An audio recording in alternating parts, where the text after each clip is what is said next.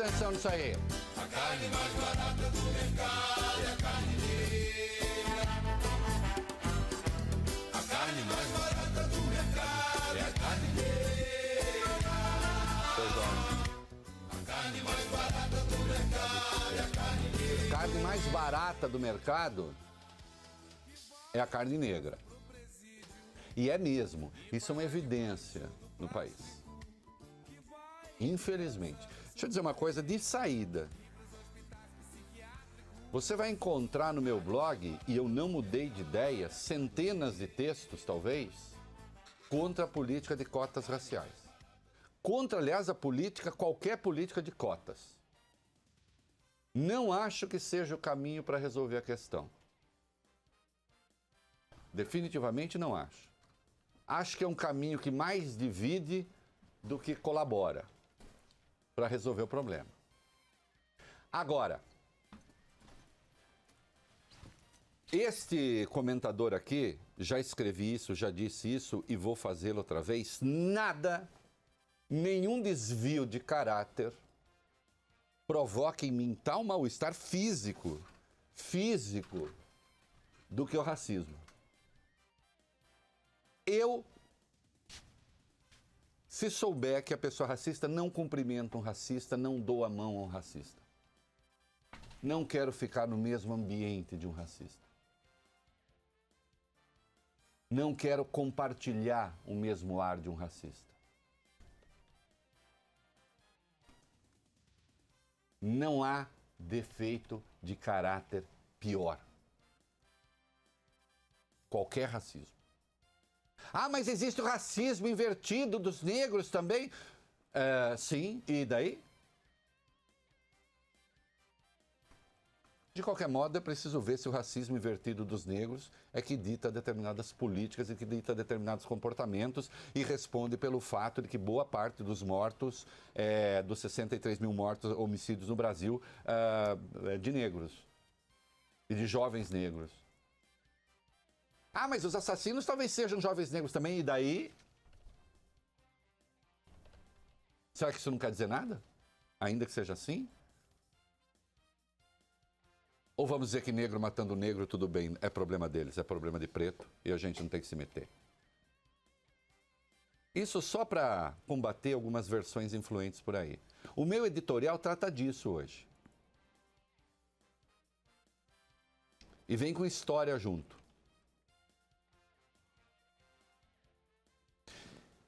E vou fazê-lo porque sou um liberal. E vou fazê-lo porque sou um liberal democrata. E vou fazê-lo porque acredito no indivíduo. E vou fazê-lo porque acredito na igualdade perante a lei. E vou fazê-lo porque acredito na lei. Quando o presidente Costa e Silva decidiu emitir o ato institucional número 5, famigerado AI-5, que instituía a ditadura absoluta no Brasil, que na prática suspendia todos os direitos constitucionais individuais, Pedro Aleixo, vice-presidente, que era usado para conferir, vamos dizer, alguma feição civil ao regime, à ditadura, ele votou contra, se manifestou contra. E a frase que disse então entrou para a história do Pedro Aleixo. Presidente, o problema de uma lei assim não é o senhor nem os que com o senhor governam o país. O problema é o guarda da esquina. Aleixo, por óbvio, nada tinha contra guardas de esquina. Era uma metáfora. Nós vivemos tempos, inclusive, que as pessoas não entendem metáfora. Desde as metáforas bíblicas, as metáforas políticas, não entendem. Não entendem. Tem gente que lê a Bíblia e acha que o que está lá é daquele jeito. E ponto final. Hã? Não, é uma linguagem figurada, muitas vezes. Qualquer pessoa tomar cuidado. Aleixo, por óbvio, nada tinha contra os guardas de esquina. Chamava atenção para o risco de o autoritarismo ganhar capilaridade e se espraiar pela sociedade, de modo que mesmo as pessoas não investidas de poderes repressivos se arvorassem em gendarmes, em donos, em comandantes da lei e da ordem segundo os seus próprios critérios. É o que fazem, por exemplo, as milícias. Ou as milícias não começam combatendo o crime sempre, para se tornarem depois criminosos? O Rio de Janeiro evidencia isso com clareza. É evidente que há uma sede de murro na mesa no Brasil. É evidente que estamos vivendo uma involução democrática. Leio na Folha o seguinte: a advogada Valéria Lúcia dos Santos, 48 anos, foi algemada nesta segunda-feira durante uma audiência no 3º Juizado Especial Civil de Duque de Caxias, na Baixada Fluminense, no estado do Rio de Janeiro. A advogada e a juíza Leiga discutiram e Valéria foi algemada no chão por policiais do fórum. Pessoas na sala gravaram vídeos da situação. O juiz leigo é um advogado que auxilia a justiça em alguns juizados especiais, mas a decisão final é de um juiz togado. Convenham, já de saída, existia um troço chamado juiz leigo, já é uma excrescência. O judiciário é um dos poderes do Estado, não pode ser exercido por leigos. Ou a pessoa tem autoridade democrática, está falando aqui um liberal. O problema é que eu estou descobrindo que as nossas elites são iliberais. Elas odeiam o liberalismo. Elas são chegaditas mesmo num fascismo.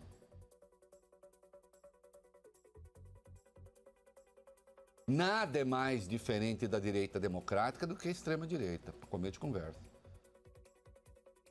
Nada. O judiciário é um dos poderes do Estado, não pode ser exercido por leigos.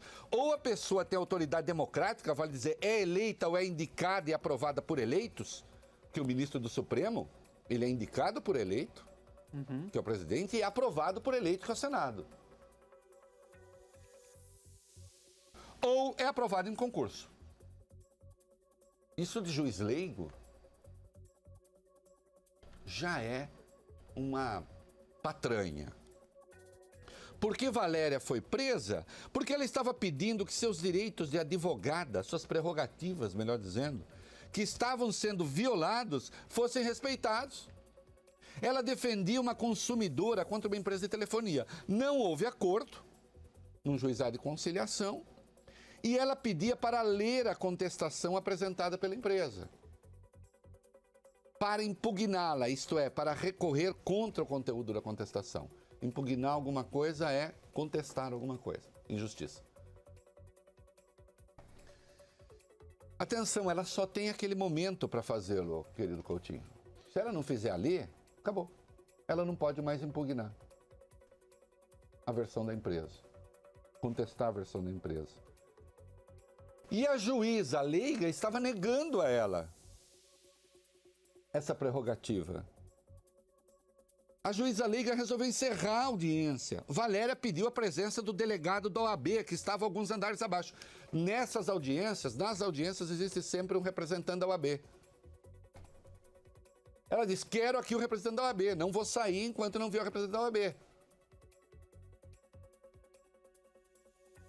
A juíza leiga Etel de Vasconcelos, que não quis falar com a imprensa, por qualquer razão resolveu negar a Valéria uma prerrogativa profissional. Mas também está em jogo o direito dos consumidores. A consumidora, afinal de contas, seria prejudicada caso a impugnação prosperasse. O vídeo que veio a público capta 2 momentos. A advogada diz que não sairá da sala e pede a presença do delegado da Ordem dos Advogados do Brasil. Fala com energia assim, e também com a indignação de quem tem violado as prerrogativas de sua carreira. Mas convenham, se hoje em dia se pode mandar prender o arrepio de qualquer ordem legal, qualquer um, se candidatos à presidência, ao Senado e aos governos de Estado estão sendo submetidos a uma óbvia perseguição do Ministério Público, da Polícia Federal e da própria Justiça, por que uma juíza leiga não pode usar a sua toga temporária para mandar algemar no chão uma advogada.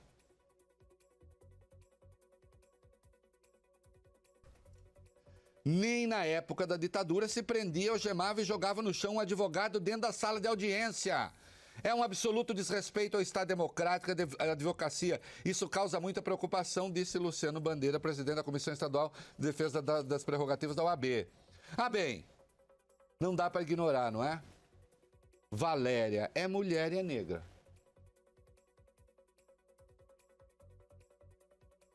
Valéria é mulher e é negra. Ah, mas não foi por isso. Não, pode não ter sido explicitamente por isso, mas sempre será mais fácil algemar e jogar no chão uma mulher negra do que um homem branco, quando advogado. Ou vocês viram isso acontecer com algum advogado branco no Brasil? Viram? Tem histórico. Mas calma, não acabou aí não.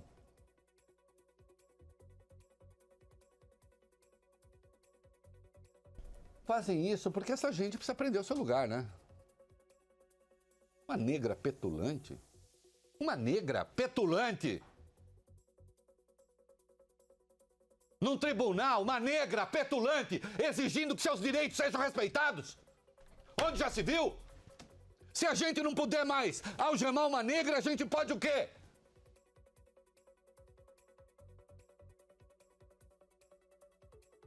Precisamos acabar com esse politicamente correto que impede que se algemem negros.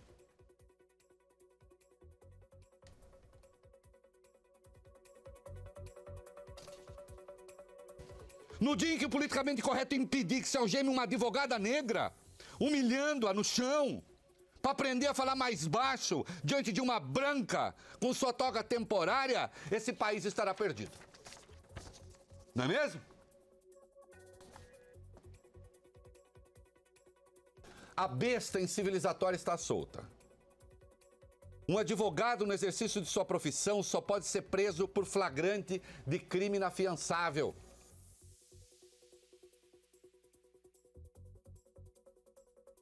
E a súmula vinculante número 11 do STF disciplina a algema. Aspas. Se é lícito, só é lícito o uso de algemas em caso de resistência e de fundado receio de fuga ou de perigo à integridade física própria ou alheia por parte do preso ou de terceiros, justificada excepcionalidade por escrito, sob pena de responsabilidade disciplinar, civil e penal do agente ou da autoridade e de nulidade da prisão ou do ato processual a que se refere, sem prejuízo da responsabilidade civil do Estado. E nós estamos falando aqui de bandido. Não de uma advogada no exercício da profissão que está tendo violado uma prerrogativa.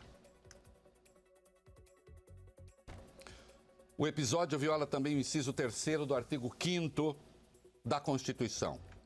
Ninguém será submetido a tortura nem a tratamento desumano ou degradante. Ai, aquilo foi tortura? Foi tratamento degradante. O Tribunal de Justiça do Rio de Janeiro,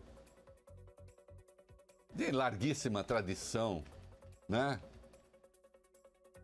Acreditem, ainda tenta justificar o que aconteceu, afirmando que meu amor tá delegada aí, que a advogada desrespeitou uma ordem da justiça. Falso. Ela pedia a presença do delegado da OAB. Valéria foi levada à delegacia, autuada por resistência. É o Brasil bárbaro que está falando aí. E eu não vou condescender com o Brasil bárbaro. Eu não vou condescender, e nós vamos botar a música de novo, eu não vou condescender com o Brasil que considera a carne negra a carne mais barata do mercado. Hashtag pronto, falei. O É da Coisa, na Band News FM. A carne mais barata do mercado é a carne negra. carne mais barata do mercado é a carne. Que fez e faz história pra caralho, segurando esse país no braço, meu irmão. Oh não, o gado É isso aí. não se sente revoltado. Porque o revólver... E vou me levantar contra isso onde e quando quer que seja. Hã?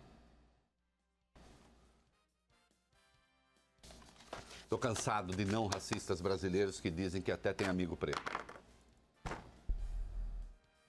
Que até tem empregado preto. Que até dá a mão para preto. Esse não racismo é muito conhecido. Eu quero ver respeitar as pessoas como cidadãs que são.